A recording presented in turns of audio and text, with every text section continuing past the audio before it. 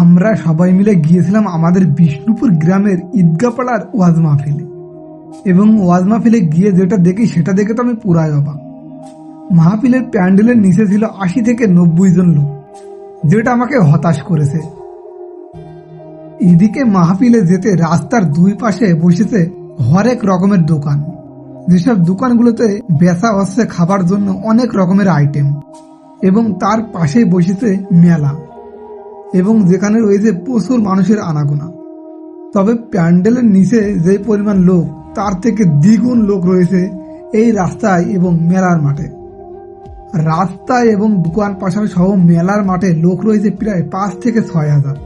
আর আশ্চর্য বিষয় হলো, মাহফিলের প্যান্ডেলের নিচে লোক আছে মাত্র ৮০ থেকে ৯০ জন। তার মানে এখান থেকে বোঝা যাচ্ছে যে মানুষ কেউ আর মাহফিল শুনতে যায় না, সবাই যায় ওইসব দোকানগুলোতে কিছু খাওয়ার জন্য এবং মেলায় থেকে বাচ্চাদের জন্য এবং নিজের জন্য কিছু কেনার জন্য। আমরা যেহেতু মুসলমান, তাই আমরা এগুলো থেকে বিরত থাকব। কোনো ওয়াজ মাহফিলের মাঠে কোনো দোকান বা কোনো মেলার মাঠ বসতে না দেওয়াই ভালো। তো আমার এই কথায় কারা কারা একমত অবশ্যই কমেন্টে জানিও। চ্যানেলে নতুন হলে ফলো দিয়ে সাথে থাকবেন।